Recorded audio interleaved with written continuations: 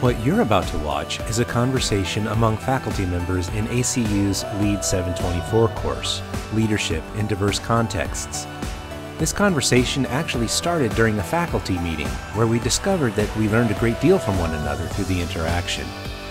We decided it might be valuable to gather again and record the conversation so that you have an opportunity to hear how we engage the topic for the course.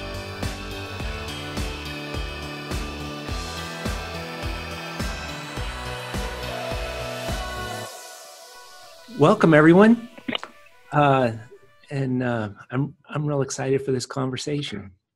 Let's do introductions first. Okay, why don't you start, Carmen? All righty, I am Dr. Carmen Downs. I am located in sunny Southern California, and I've had a humble opportunity to teach with Abilene for the last 2 years. Almost 2 years, actually, and by far this is my absolute favorite course. Wonderful. Michael, would you introduce yourself? Yes, I'm Dr. Michael Akintayo, and I've been working with Abilene. I've been working at Abilene Christian University for the past, I believe, 3 years, going to about 3 years now. And I started my human service experience with the Department of Mental Hygiene in New York City as a public health educator. And I worked there for about 19 years, and I resigned and I started pursuing teaching. So with my students, it has been a great experience, and I'm humbled to be among colleagues who are wonderful, great people. And I appreciate the great opportunity to be in your midst. Thank you. Wonderful. Ana. Hi, this is Dr. Ana Maria Gomez de Torres. That's the full name. It's a pleasure to be here with wonderful colleagues. As Dr. Michael stated, it's just great to work with such a awesome group of people. I've been working I'm teaching at ACU for about I would say a year and some months, close to a year and a half. And it's really been a pleasure. And also, like Dr. Downs, this course has been one of my favorites. Well, let me introduce myself, and then Jennifer, you do as our lead. How about that? Sure. So I'm Scott Self. I've been at Abilene Christian for 11 years. But I only recently, just this course is my first time to teach with the EDD program. I finished my PhD last fall, so I'm brand spanking new and full of ideas or something. But I really have enjoyed this course. It's been very eye-opening for me, and I've enjoyed it. Well, and I'm Jennifer Williams, and I love teaching with this group. I have learned so much from every one of you, and I'm excited that you guys like teaching this course. I was very excited to be involved in the design. It was fun to do, and I have learned from each time we do it. The instruction team gives me good ideas, and the students too. But so the course is always a work in progress, but the ideas, the topics we talk about are such a central part of our everyday lives. And I think that's what makes it crucial and what makes it interesting to be able to take those topics that we all live and look at them academically as well as interpersonally is a real growth experience. And I'm glad you are doing this with me. So let's talk a little bit about some of the challenges you perceive with your own, I hate to say identity because, you know, we have several of these, right? But with your identities in terms of leadership, when you think about your experience of leadership, your engagement of leadership, and how that intersects with your identities, how do you think about those and yourself in that space? This is Carmen. I'll go first. as a Black African American woman, oftentimes, and I failed to state earlier, I also work, my day job is in the private sector. And I'm a corporate trainer where I have an opportunity to provide leadership training for mid-level and senior level leaders. And then the flip side of that, I also have an opportunity to facilitate meetings that are strategy planning sessions. And as an African American female, I am probably 90% of the time the only woman of color in the only African American woman, and probably to a lesser percentage, but more than a majority, the only woman of color when I'm teaching a course in my day job. So in terms of my own identity, it's something that I think is somewhat invisible to me. It's just kind of a common norm. I don't necessarily look at it as anything negative. It's just a fact of life, basically. I do think in my job, and I've been doing that for probably the majority of my professional career. So it's kind of a norm for me, and it's something that has just recently I've come to realize is an opportunity, because diversity and inclusion in organizations is not just a hot topic, but I think there are some organizations who genuinely want to create an inclusive and diverse environment. So I've become increasingly comfortable in having the dialogue in the workplace on things relating to diverse and inclusive environments. So identity doesn't necessarily stand out to me as a negative in terms of my initial start of my professional career, as I would say, I won't tell you how many years I've been in corporate America, but I've definitely seen it evolve over time.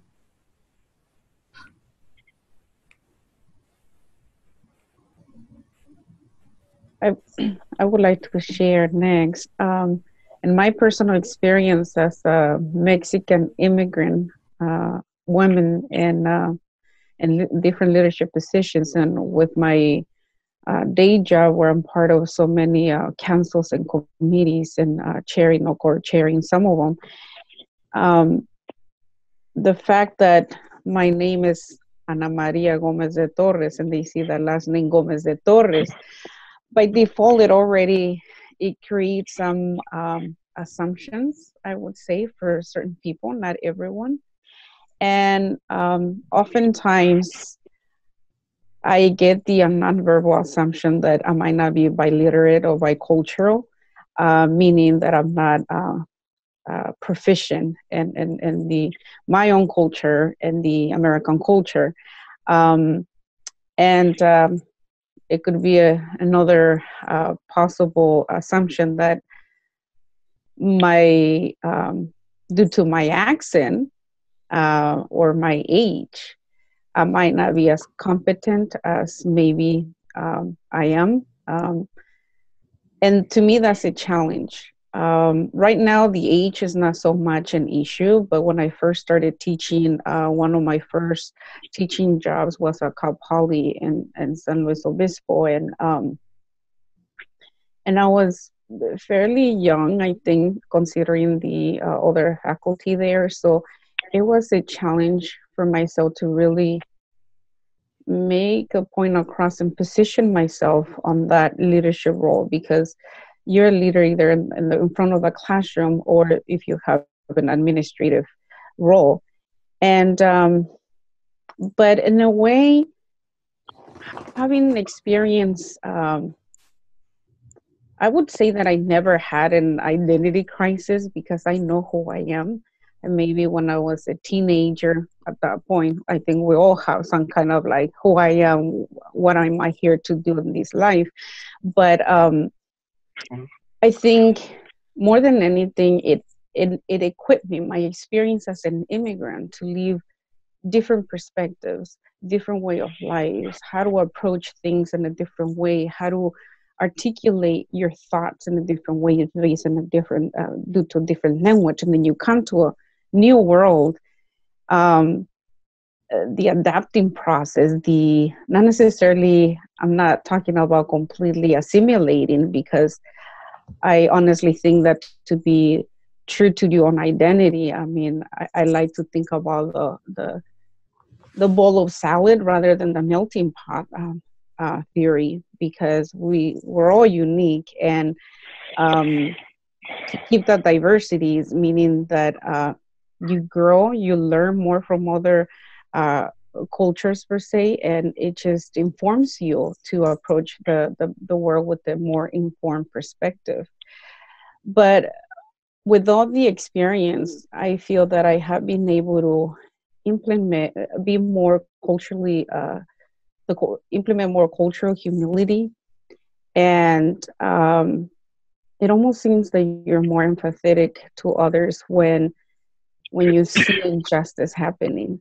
So I think it could be a challenge, but as time progresses and you define really your true identity, and how sometimes what at one point could be painful or difficult, it is also transformational.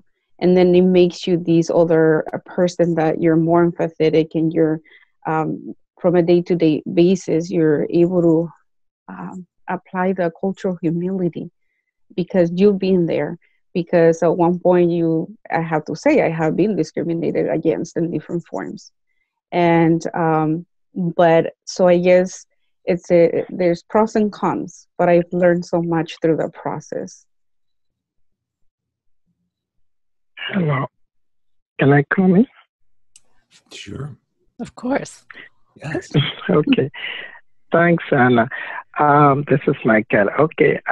In terms of my identity, I'll say from being an African, originally from Nigeria, Black male, spiritual as well as a scholar, all those put together also is a combination. They're all a combination of traits that have helped me to be a transformational leader.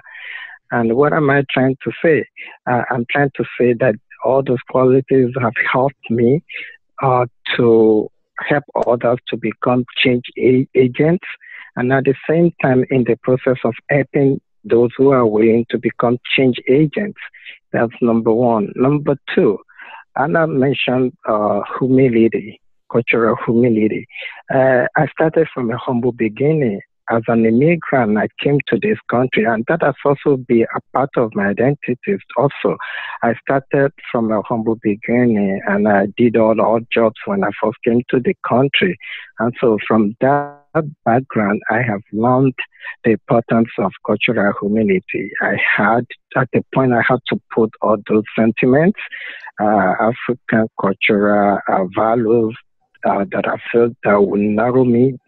I have to put them aside and try as much as possible to assimilate and embrace other people's cultures and values and beliefs. So coming from that background, I have learned so much, and now the background have transformed my life in such a way that I'm opportune to help others to become, to know their values, not only that, to also appreciate the opportunities that are available in this country. Like I said, my accent is another contributing factor whereby people will feel that the accent will be an impediment or a barrier. People have actually embraced that with me. They're patient with me. I've been fortunate to have colleagues and supervisors who are very, very passionate, and they believe that I have a lot to offer. So because of that, I've been able to work effectively, and all that have helped me to actually mold me and also allowed me to be who I am today. So in terms of challenges, I'd rather say the greatest challenge that I may have in terms of these identities will be how the extent that I will go with my students in helping them to actually define a simplistic view of leadership.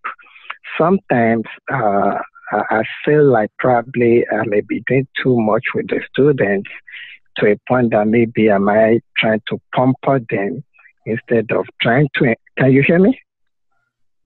Yes. Hello? Mm-hmm. Okay.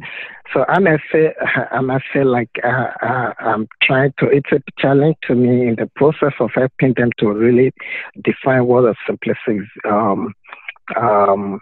view of leadership is all about. So in the process, I may find myself being bothered in terms of whether I'm doing too much instead of allowing them to, instead of empowering them to actually explore those areas that are available to them in order to actually define the simplistic view of leadership, not to actually put the whole burden upon themselves.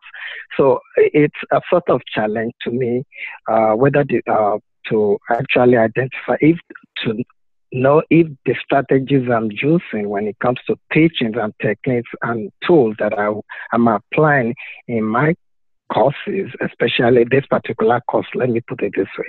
If those strategies I'm using might not be working effectively, or they're working effectively, or I'm doing too much. So it's a really, really bit of challenge for me to actually narrow that down, whether the strategies are effective or are not effective. That's helpful. Yeah. Yeah, I noticed that a lot of times I'm worried about whether I'm effectively crossing over, boundaries, or whether I'm open to whether others perceive me as open to their perspective. That's oftentimes the place I find myself, as I find that there are times where, for example, the student might not make me aware that that they're having a feeling about my interaction with them, or a staff member might not share with me their perspective because we've tended to assert a certain power dynamic in the past, and probably now as well. But that creates a kind of a scenario where sometimes I worry that I'm not. I need to break down social barriers that exist not in the relationship or not within the specific context, but because our larger context has created them. And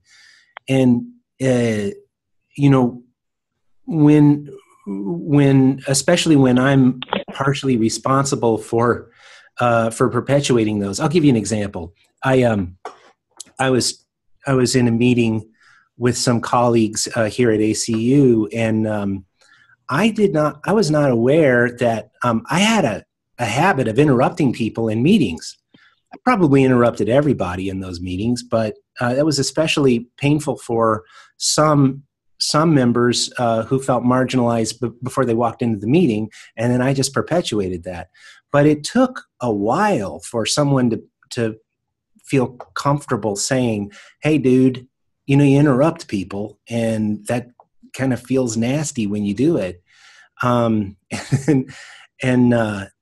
So being accessible in terms of someone who is correctable and someone who's able to be in a learning position, that's not always obvious, and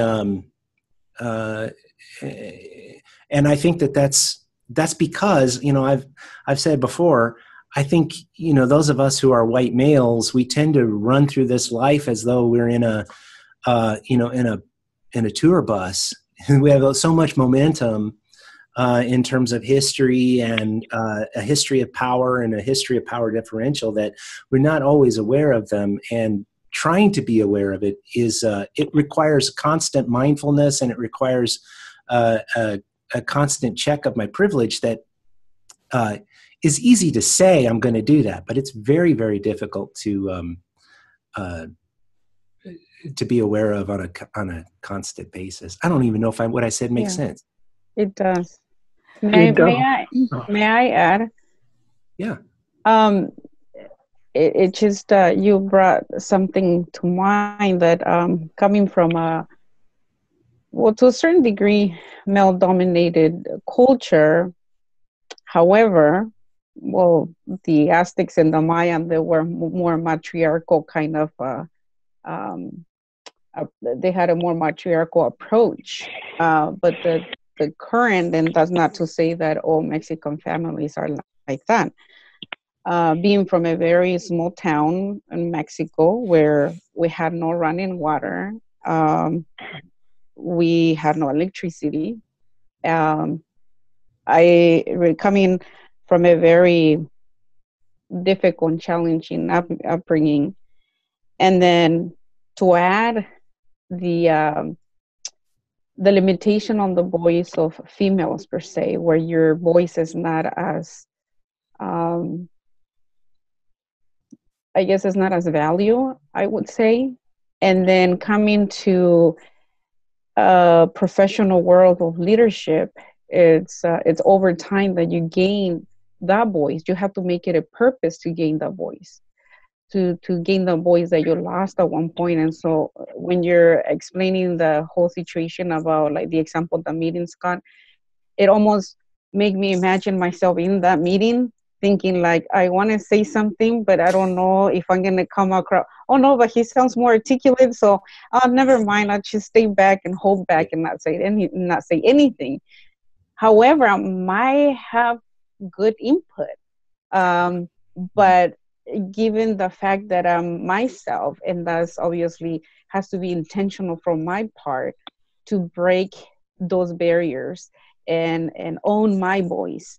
And it's a process. But if I'm in an environment where, well, that's not the case at this point, obviously, but at the early process of my leadership, or even just in my professional context, it was really difficult for me or challenging to really express my thoughts without being fearful about, did I sound it right? Did it make sense? And so having those voices or messages that were instilled in me growing up were, oh, just don't say anything, just do as you're told, and this and that. And so you're a very kind of submissive role, but when you come into a leadership role, then it can be kind of can be quite challenging to overcome that. So thank you for sharing that example, because that kind of brought me back into that the challenges that I faced in the past, because I could honestly say that I have overcome that it doesn't matter how articulate or not I come across. I'm happy to share what I need to say now, but in the past that wasn't the case.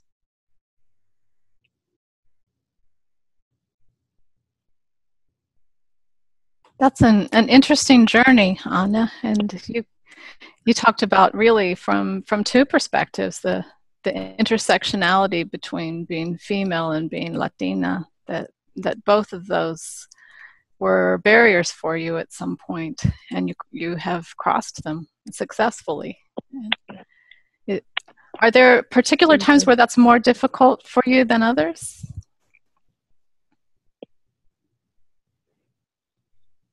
I think that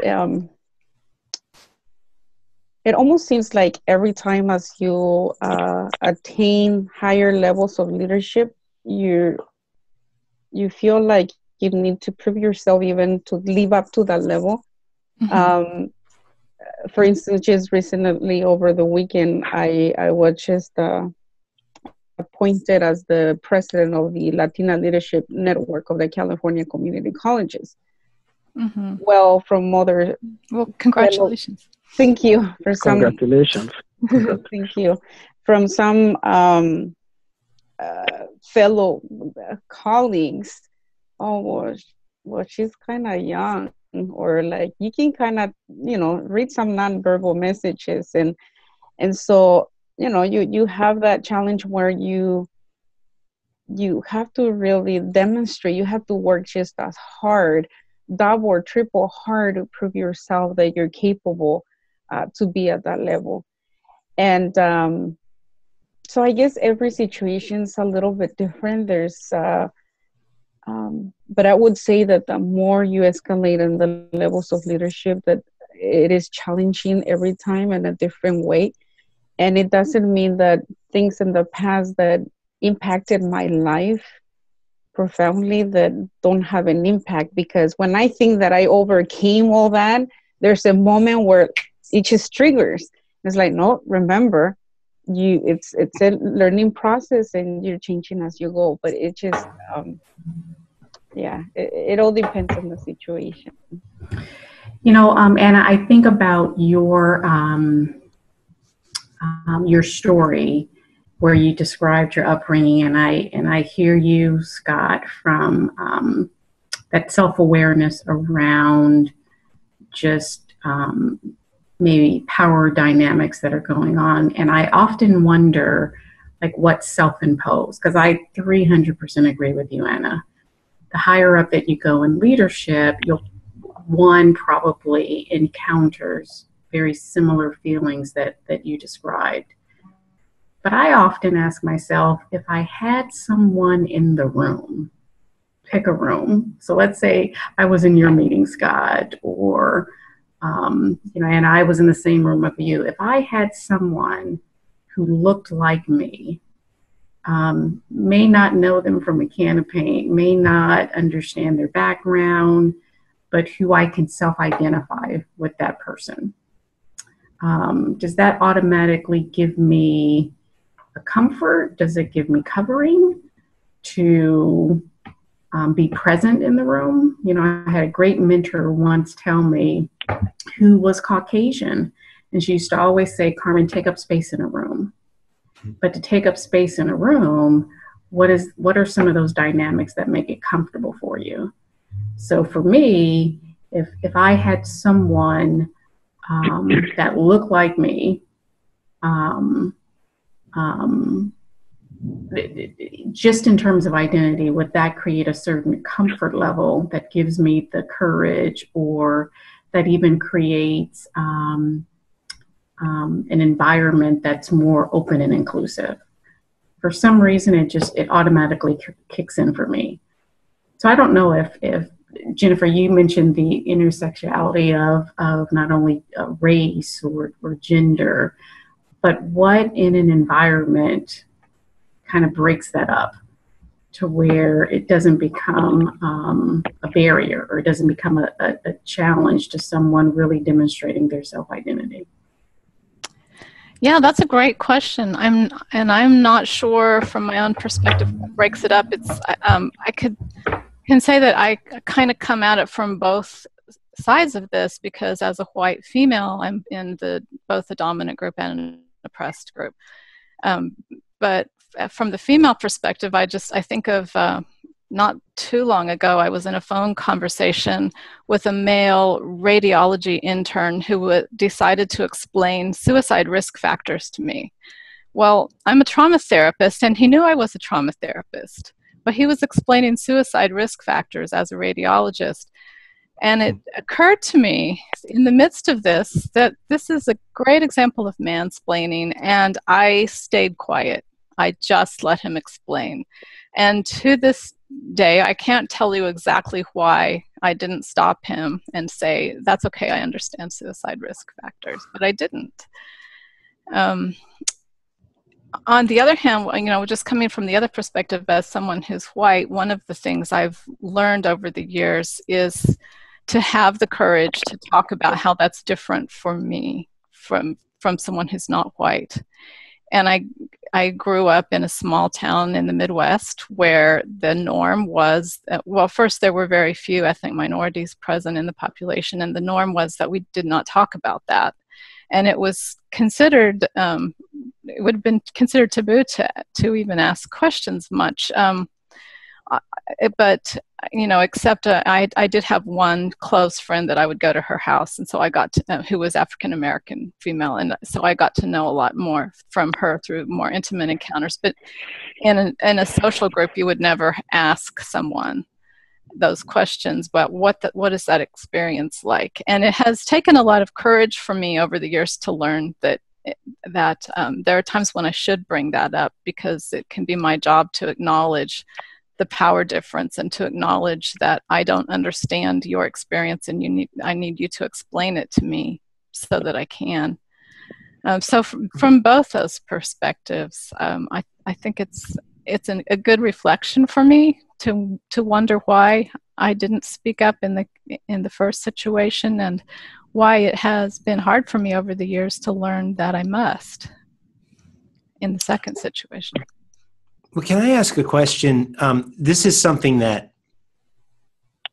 when I talk with other white men, the question comes, it's hard to know what's at risk, right? What risks do you feel like you're encountering to speak out and to engage your voice in and lead a group, or correct a group, or correct particular members of a group? What do you perceive as the potential risks? And I ask that question because I tend not to think much about risk, other than somebody might think I'm a jerk, but that's not a big risk, right? So what are some of as you think about using your voice and expressing your voice in ways that you think about transforming an organization, or transforming a situation, or changing an individual, what are some of the risks that you perceive? I'll go first, only because it's such a great question, Scott, because I did my dissertation on it. So I think this is where stereotypes and prejudices may actually inherently create a risk. So as an African-American female, there is a significant amount of evidence on the originating perception of African Americans that originate from slavery, in terms of the perception of the Black female, and the legacy, or how African American females were viewed during slavery, that evolved to extremely oppressed views of African Americans. So there's a certain historical legacy piece of it that is not discussed in the workplace. It's not discussed, but as an African American woman, I know that it's there. So I'm going to use Jennifer's example. If I happen to be in a conversation with a Caucasian male, and he decided to impose his knowledge on something that I'm an expert on, and I stopped him, maybe in a very polite way, in a very professional way, in a non-confrontational way, that historical prejudice or stereotype of African American woman may have kicked in from a standpoint of being an angry Black woman, or just pick one. So the risk is that, and sometimes it can be somewhat inherent. So as an African American woman, if I walk into a meeting and interrupted, still using Jennifer's example, interrupted a white male, then I could be perceived a different way. So there's always that risk that is very, very prevalent for some races, some genders, and how one responds, or how one is perceived to respond. So what I find is, and I love the video of covering, because it speaks volumes in terms of, what we inherently cover when we get into the workplace. So I'm always very cautious, whether I'm teaching a class, whether I am responding in writing, whether I am sitting at a table with just one-on-one. I am very, very cognizant of the tone in which I respond and what I say. And it probably borders on being extremely passive sounding. But when you think of that historical perspective of how African American women may be perceived, that is a very real risk. That's insightful. Thank you, Carmen. Yeah, you know, Scott, you said that the risk of being seen as a jerk was not a big deal, but I think to me it is a big deal. And that is a high risk area for me. I don't want to be perceived as being ignorant or even worse, being hateful or mean, or looking down on someone. And there's a fear that I could say the wrong thing. So it's difficult to talk about race in particular, because here I am part of the dominant group that has historically oppressed other groups. And so I'm afraid if I bring up the subject and say the wrong thing, then I could be perpetuating the problem, and I could be perpetuating the problem in a way that reflects badly on me. So there's that broader, more altruistic piece of it, but there's that personal piece of I don't want anyone to see me as the jerk here. Well, you know, I think that's entirely fair. I would say that as a white male, I can be president and be a jerk, right? It doesn't create barriers. The kinds of risk that are involved for me in being perceived as a jerk I don't think are the same as what you're describing or what Carmen's describing, right? Those present barriers to opportunity, and they don't present a barrier of opportunity. I might not want to be. Okay. I might not want to be a terrible person, and that would be a thing. But it doesn't hurt, right? I see. Yeah, I see what you're saying. Sure. So Scott, may I ask a question? I'm sorry, Anna. Go ahead.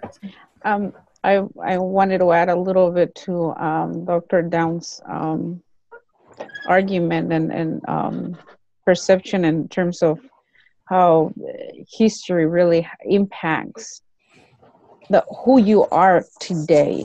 And even though obviously it can be compared to slavery, to what Mexicans went through recently, and just over the weekend at the conference I attended, Sylvia Mendez, her parents were one of the first pioneers to unsegregate school district in California, in the area of Los Angeles. And that was before Brown versus the World of Education. And they had schools that was a Mexican school, and they had the school for whites.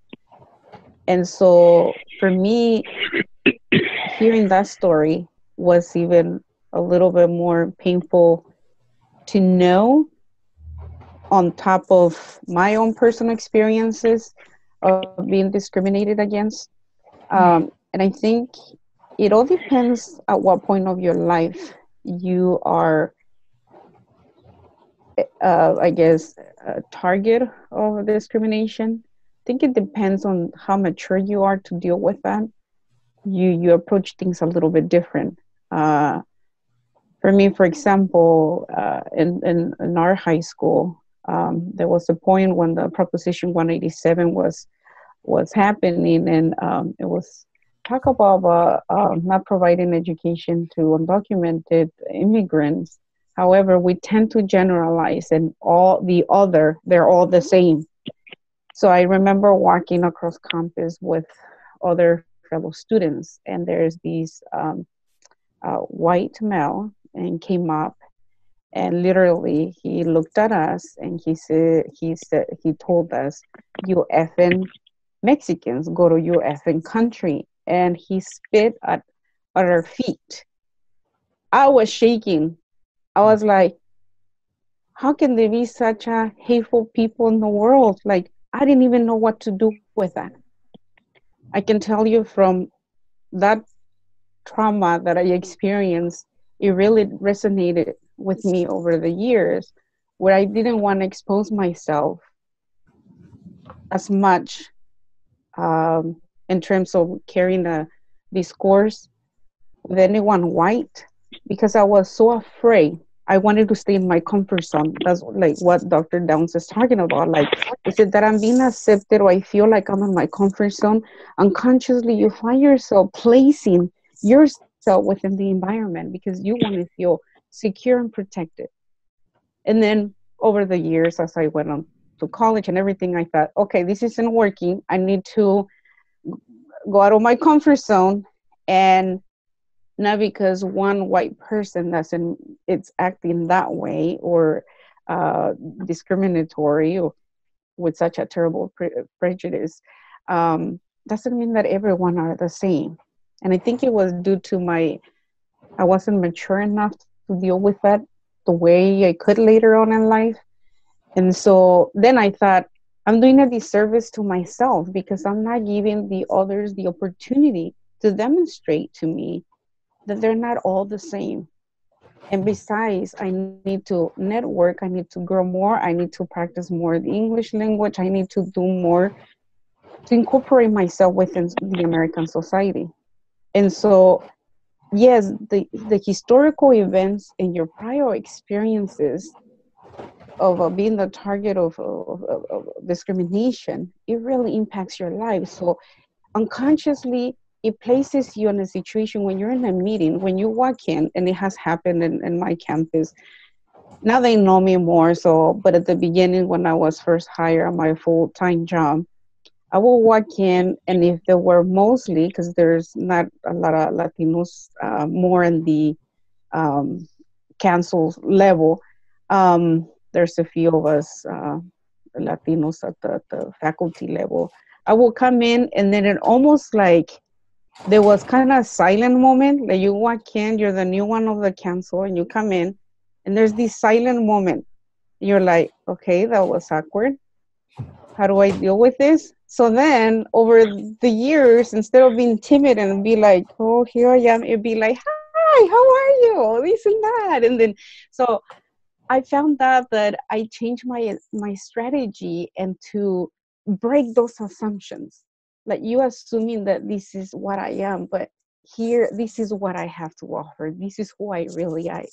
But it's a conscious decision of me of making it a point of, I think I'm reading your assumption this way, but I'm willing to teach you that it's a little bit different. But it definitely helps when you're in a room and you have someone that you can look up to, or someone just in the room to just maybe have eye contact with the person that looks like you, and it just gives you a sense of support. There's no words, there's nothing, but you just feel already included. And it's and that's why even being an educator, I think that there's an importance, it's imperative for students to have role models at any level, faculty, administrators, that look like them if we're really diversified, to truly be inclusive, to truly embrace that diversity. And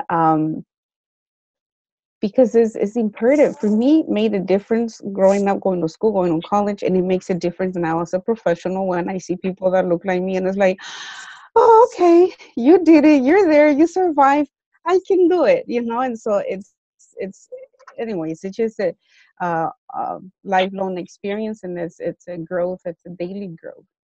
So Anna, I had a thought as you were describing and breaking down the assumptions and changing that stony face to the smile and the welcome, but you described it as though it were on you to be the one to break those assumptions. And I wonder if that's typical, if that's the case for anybody else too. Do you find that it's your play, that your job or falls to you to be the one to break the assumptions? Jennifer? Hello? Yes, Michael, yes. Yeah. I had an experience like that too. We were in a meeting like this, and they expected us to voice our opinion, and then I suggested something. And immediately I voiced my opinion pertaining to that. I knew my suggestion was okay. but it wasn't, I don't know, maybe the way it was presented or something like that. It could be my assumption. But anyway, once I voiced my opinion, after the meeting, I noticed that I could sense a sort of microaggression, discrimination, and stuff like that. Those that we used to go out together for lunch and things like that, everybody just abandoned me, and I really didn't have friends. So the way I handled that situation, after a few months, I couldn't take it. I'm an emotional person. I'm very sensitive. So the way I handled the situation, I had to email my supervisor back then that I would like to have a meeting with him. So, which I did.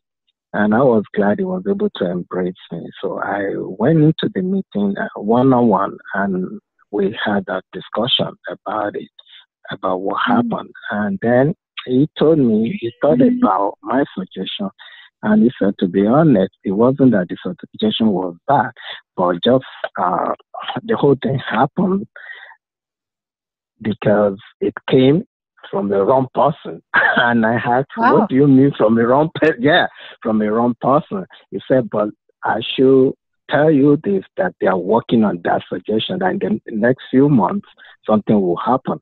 And he was right. So a few months later, they implemented a program back then that actually dealt with what I suggested. So after that situation, after they implemented that program, then people that were not talking with me, people that actually abandoned me, employees that actually abandoned me, then they gradually, I don't know, maybe my supervisor went behind me to talk to them. Then they actually returned. They came back and we started. And then I realized that our friendship, grew. Our friendship was better. There was improvement in terms of our professional relationships and stuff like that. And one thing I learned from that experience, based on what Anna and Carmen said, one thing I learned from that experience that regardless of what happens, you still need your voice to be heard. So it depends on how you present it. It depends. So we have to be conscious of our surrounding, of the environment, and make sure that we try as much as possible will present ourselves in a professional way, so that whatever happens, at least we're able to voice our opinions on issues that really matter, so that we can continue to have differences in opinions and stuff like that to be had. Wow. Thank you. That sounds like a painful experience too. You've both described some pretty tough events and places where you did have to take the lead in making the change. You know what? I have your story, Michael, reminds me that there's also another side to the coin, because we've talked about maybe our experiences, but in complete transparency, I probably have made some assumptions on how individuals perceive me, which you could probably define as just having some bias against other groups myself. So, and what I mean by that is I could be having a conversation, Scott, with someone at work who, of course, does not look like me. And you could pick a gender, you could pick a race other than mine. And I've made an assumption, you know, that the person maybe has an opinion or a belief that is completely counter to them. So there's also a self-awareness component that I'm starting to be more aware of, where am I looking at a lens that kind of creates a bias within itself on someone else who does not deserve it, who does not deserve it. So, and I'll give you a perfect example. I was in a meeting during my day job, and I was the only African-American female. And I was presenting something that was inaccurate. I had completely done the analysis wrong. And there was an individual who in retrospect, was genuinely trying to help me understand a different opinion. Happened to be a white male, tall guy, was very much a senior leader. And I just made the assumption that this gentleman was trying to look negatively on what I was bringing to the table. And after the meeting, he was 100% correct. My information was wrong and his was correct. But I had a lens because I saw him as a white male, and not so much as a white male, but as a senior leader, meaning he had more power, decision-making authority than me. I equated him to probably having a higher level of education or economic status than me. And I made the assumption incorrectly in my head that he was incorrect. And it was someone outside the meeting that had to bring, kind of the evidence to the table that said, no, Carmen, you were wrong. He was right. So there's sometimes where, I can admit to putting on or seeing a lens that's really not fair, of someone that may not be in the same identity group with me. So I'm a lot more conscious of that now. Am I making assumptions of someone's interaction with me that is more adverse than it is positive? And I don't know, I just think over the last maybe 4 or 5 years, I'm more aware of that now. Everyone is, and I tell this to myself, everyone's not out to get you, Carmen. As a female or as an African-American male or someone, who just has a different perspective. And that can be very difficult to do, especially if you're wearing a hat of a certain identity group and you're making an assumption that someone else may not see the same, may not have the same maybe beliefs in terms of interacting with you. It's very interesting. I agree with you. Thank you. I agree, Carmen. I think that the social construction and the social schemas that are presented to us growing up, or even the ones that we hear on a daily basis, not as children, but now as adults, I think that they still have an impact on us, and they're engraved in our minds. And so we have to take a active position or be consciously aware of what we say, when we say, and how we say it. And it has to be intentional. And you're right, Carmen. Sometimes we have to check ourselves and really reflect. Is it the schemas that I have internalized over a lifetime that is having an impact on my own impressions? It could be wrong impression or assumptions. However, to answer Dr. Jennifer's to go back to her statement in terms, is it always, for instance, in the example I provided, is it me breaking that assumption? Is it me that I have to take the intentional, I have to be intentional, be the one to be intentional to break the assumptions? And I think it all depends on the situation. Because, well, number one, after we have already reflected or on our own assumptions, and you already know that it's not them, it's possible that that's me. So that means I have to control my implicit biases. So now it's me being, I have to be critical and analytical what I'm going to say on my own behaviors. So, but then if we take it to the next level, I think it all depends on the group of people that you are working with. Oftentimes you try to break the assumption, but then some people are they're not as open and they're not as engaging with what you're trying to do. And maybe they're not, your message is not made across the way you intended. But sometimes some people, because we'll have different personalities, so besides diversity, oftentimes is more challenging to work with some people than others. And so sometimes I would have to step back, and if I try to break the assumption myself and it doesn't seem to work, then I have to think about a different approach, maybe talking to the person one-on-one and breaking the ice in a different way with the person. But I think that it has to be intentional from both parts. I think as professionals, and especially in leadership, we need to be intentional. We have to be reflexive and think outside the box, because if we're not doing that, and I know it's complex, because let's say you're in a meeting, you're thinking about what you want to present in the meeting, but at the same time, internally, you're processing all this stuff.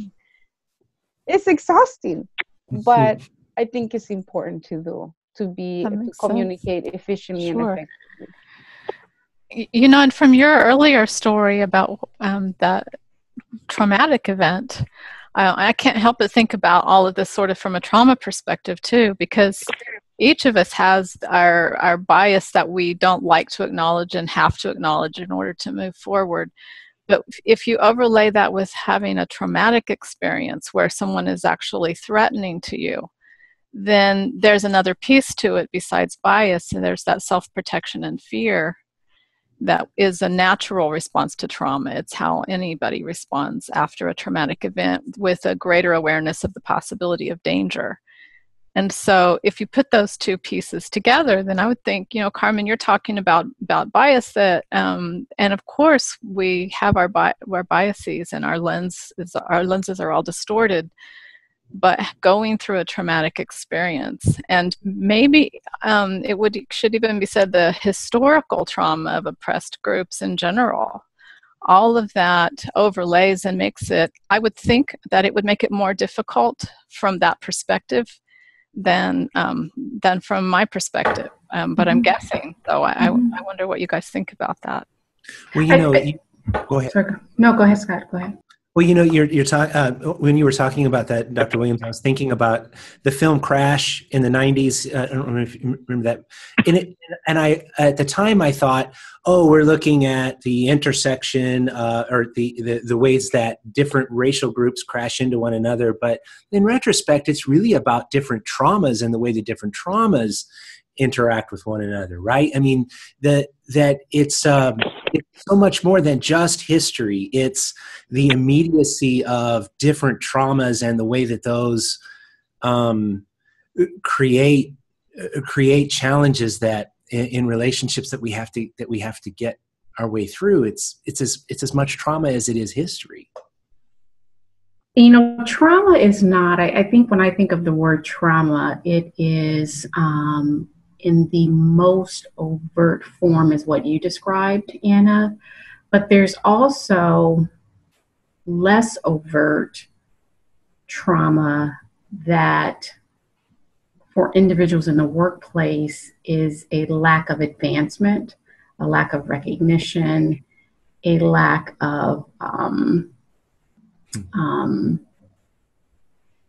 acknowledgement around what you're contributing, that is actually, I think, in current times is more systemic.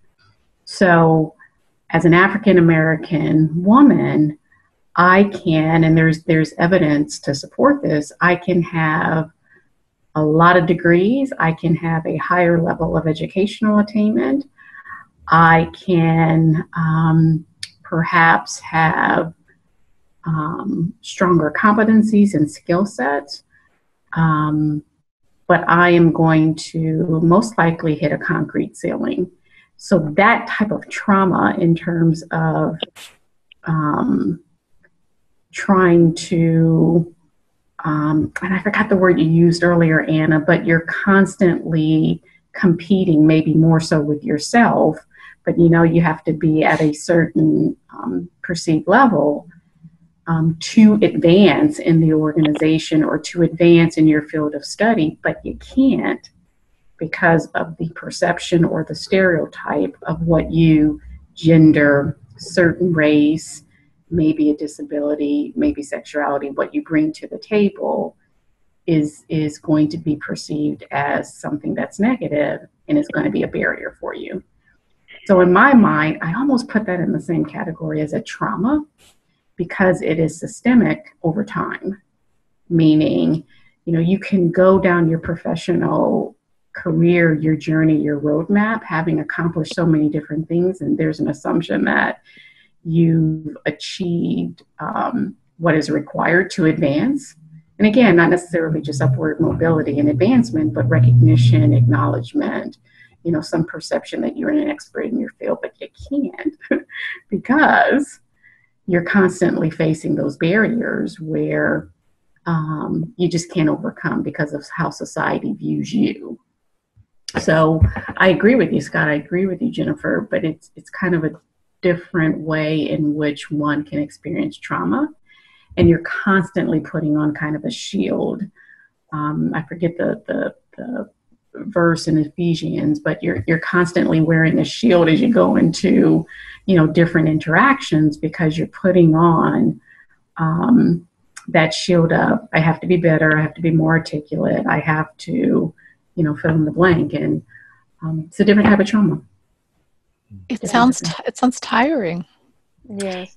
You know, it may be even just inherently, you know, I can only speak for myself. It's a learned, it's a form of covering. That is an awesome video because you're constantly going into interactions, whether it's the workplace or society. And you at times inherently have to bring to the table just being better than, not because, you know, that someone said you have to be, but it's just what you bring as just a psyche, your mindset into a given situation. So I don't know, I guess it may be exhausting, but I guess for me personally, it's just inherent. Yeah, it almost like becomes part of life. It's natural to you. I think that, you know, we constantly are living internal and external. There's internal and external factors that really impact or how effective or efficient we can lead or how we interact with one another efficiently. And I think that sometimes it's a process, and it doesn't have to be a personal minority. Let's say you are a white woman that you were went through domestic violence. Well, you have to know yourself and forgive yourself, move on from that before you can effectively and efficiently or care. I mean, I'm not a psychologist, but I guess but at this point, you have to work internally to be able to move on with life. And still, sometimes you don't get over it. It's like you forgive and don't forget. The memories are still there. But it's a process. And so I think that once you feel like you have healed to a certain degree of the internal past factors that impact or the schemas that you internalize consciously or unconsciously throughout life, you have to make a conscious change to make that different for you so that then you can better interact with the world or whatever it is. And I think for me, it kind of feels like that. However, I have to tell you that when it's very interesting, but when I hear the term Mexican, to me, Mexican sounds like a term, a derogatory term, like it's a negative term, because the way I've heard it in English, a lot of times it's not in a positive way. I can hear the word Mexicana, Mexicano, and it's fine to me. It just that's what it is. But when I hear Mexican, it has a different meaning to me. That obviously I'm not going to say what meaning it has, but I just feel I'm a little bit apprehensive of embracing that term because how I've heard it. Interesting. So, and I try to work up, just grow out of that, but I'm like, why is it that, and it's just because when I've heard the term Mexican, there's been positive situations where I hear that term, but I think the ones that really impacted my life internally were negative. So I don't know, that's an interesting observation and how I feel about how I see both terms. But I think that it's you deal with your internal battles and then you deal with the external, but then also social media and everything. We're still receiving all the messages that for some of us, it has evolved, it has improved, but you still hear a lot of negative news. There's also good, but then at the same time, I don't know, even for me having my two boys, it concerns me. It concerns me of the world, the type of world that we want to leave for our future generations, because we should be advancing on that aspect of embracing or cultural humility and all of that. But with all the social political stuff that we have gone through, that it's been difficult. It's like, yeah, there's this discrimination still happen, and sometimes, yes, there's certain things that we have to deal with ourselves, but at the same time, there's other things that someone maybe has a different judgment about you. Like, for instance, if you're at the store and you're in line and someone cuts you and goes in front of you, you're right there. Like, okay, I know I'm short, but you can still see me. But someone tells me, oh, and I'm like, excuse me? Oh, I'm sorry, I didn't see you. What do you mean you didn't see me? Mm-hmm. I'm like, right here, I'm not invisible. And it has happened to me. And so how do you deal with that? I think that it has to be intentional to make it a point. Sometimes you break those assumptions, and sometimes you're able to, and sometimes you create a discourse with someone that maybe you're not going to go anywhere. You have to, instead of being subjective, you have to be very objective in the topic. But it's very complex, and it's a process, and I think it's a long life learning experience. Well, I'll talk to you all night long if you want to, but I don't want to miss out on something that I don't want to close before we talk about something. We're faculty, we're colleagues, but we're also brothers and sisters as a function of being faculty at a Christian university. And one of my questions is, to what degree does your faith inform the way you think about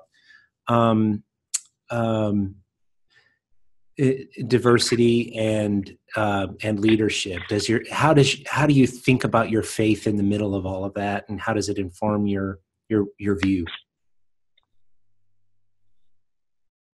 It's been an interesting journey for me, because for me, my faith has always informed me to love, to be open, to be accepting. And yet I came from the Midwest. I've lived in Kansas, Oklahoma, and Texas, and in all of those places, the idea of immigration is not considered a Christian.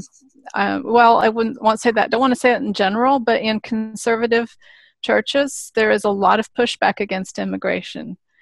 And so I find myself dumbfounded, really, by a lot of my brothers and sisters in Christ, by how that particular topic is seen from a faith standpoint. Doesn't seem at all to me compatible with the God that I see in the Bible. And there seems to be more a spirit of fear than love, and it really just befuddles me, makes me angry, I should say, really makes me angry. So part of it has been reconciling that my faith is different in that aspect from the faith of a lot of people that I also am connected to. I couldn't agree with you more, Jennifer. I couldn't agree with you more. As a born again Christian, I think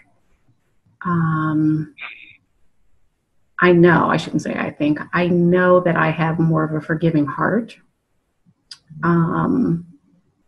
of individuals who may treat me a certain way or who I may view as being, as treating someone else in a different way. I think where, I wouldn't say where I struggle with my faith, but when I think of individuals' sexuality, or when I think of individuals that are mean to others, or when I think of individuals that I just that I know are scripture are completely counter to scripture. You know, God has a way of kicking into your heart forgiveness. So I just find solace in that. I just find peace in that. So I may have 2 seconds of wanting to punch someone, but you know, something else kicks in that really says, and this just sounds so cliche, but I really mean it. I think that an opportunity, I think I was called for this course because if there's one student that maybe has a different opinion of whatever, fill in a blank of a diverse topic, and it changes him or her in one minute way, I think that that's the most rewarding thing. I know it sounds cliche, but I really, really mean that. I've seen individuals start, you know, the tone of their post or the type of questions they'll ask is so counter to what I believe and be completely different by the end of the course. That's what it's all for. That's what it's all about for me. So that's how my faith kind of kicks in, because I believe that there's a certain calling on one's life, and you know, it's vesseled in this way. Hello. Hey, Michael. Yes, Scott. When we look at the scripture, we can see all these apostles like Paul, Saul, that later changed to Paul. We can see Barnabas, Simon, many of them, the apostles, many of them came from different regions, but they all helped in the expansion of the Christianity of the faith, right? So when you look at that, they all came from different backgrounds, different cultural backgrounds, and so on and so forth, and they all helped. They helped in promoting faith. So when we are talking about diversity and inclusion, basically we're trying to promote love for everyone from all walks of life.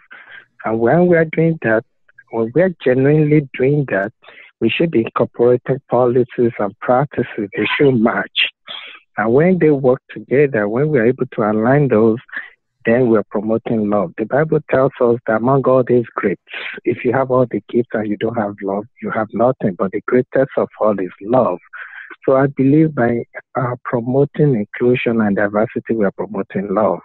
And while we're doing that, we can see how far the faith will help us to grow and become better people or better workers, better employees, and thereby promoting successful global organizations. So I strongly believe that my faith personally has helped me in that process to be aware of my surroundings, that we are all different, we are all unique in our own ways, and so we should be able to accommodate one another. Likewise, I would like to say that and hoping that we will be able to apply our values, faith and other beliefs in such a way that we will be able to accommodate others who are different from us.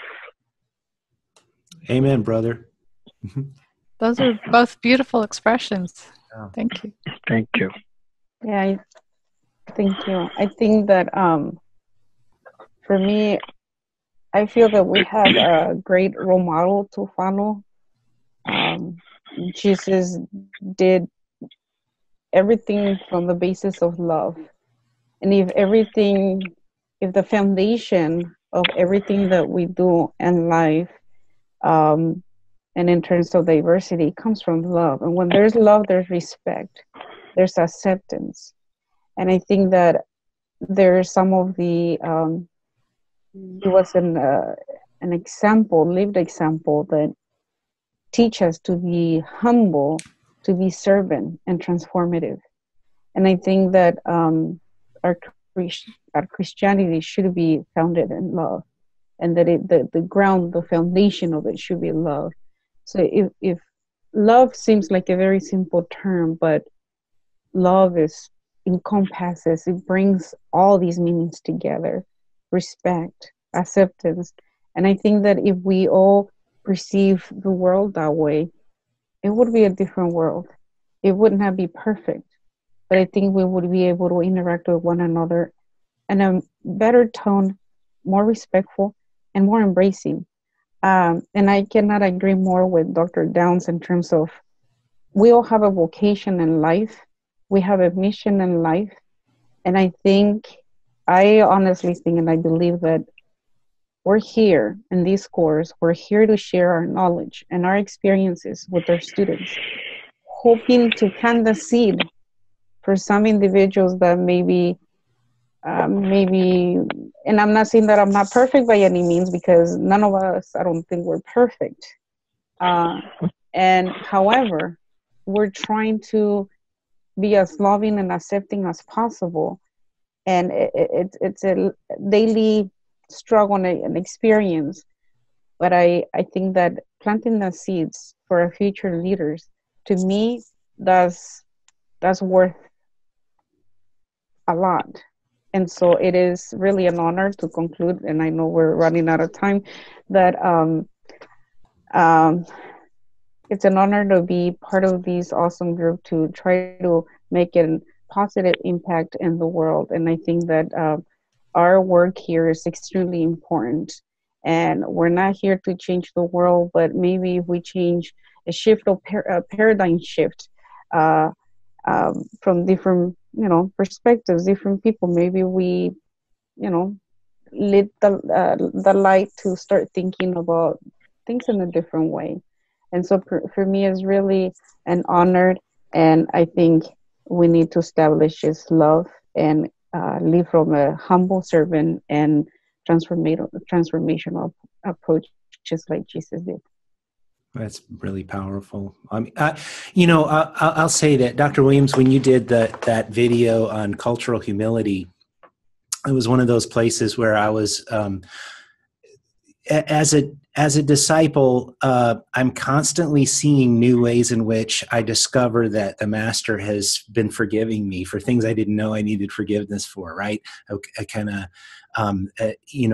as I become increasingly serious about my discipleship and trying to learn new ways to be faithful, I encounter new ways in which I have been forgiven. And when you were talking about cultural humility, one of the things that struck me is that as people who are forgiven and who have a practice of experiencing that forgiveness, there is a way in which we're free to say, wow, okay, here's something new for me to learn, and to receive the forgiveness that I actually get from my brothers and sisters and from my neighbors, but also comes from ultimately through Christ, that it's okay. It's okay that I mess up. It's okay that I have to learn this lesson. It's okay that I need to excel still more. It's okay that I need to develop this new form of awareness.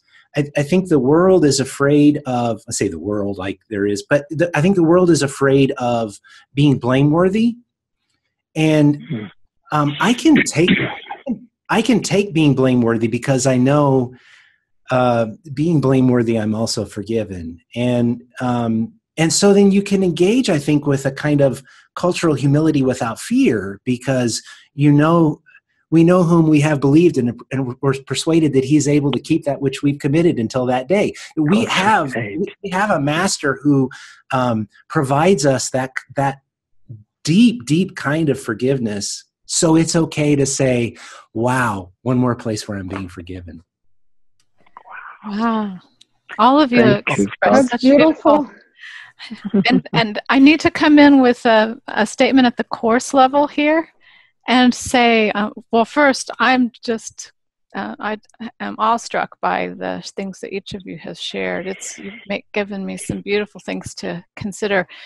And for students, you've heard us as a teaching team be pretty intimate with each other in terms of what we shared, and sometimes forget and call each other by our first names, which we don't usually do in front of students. So there's that.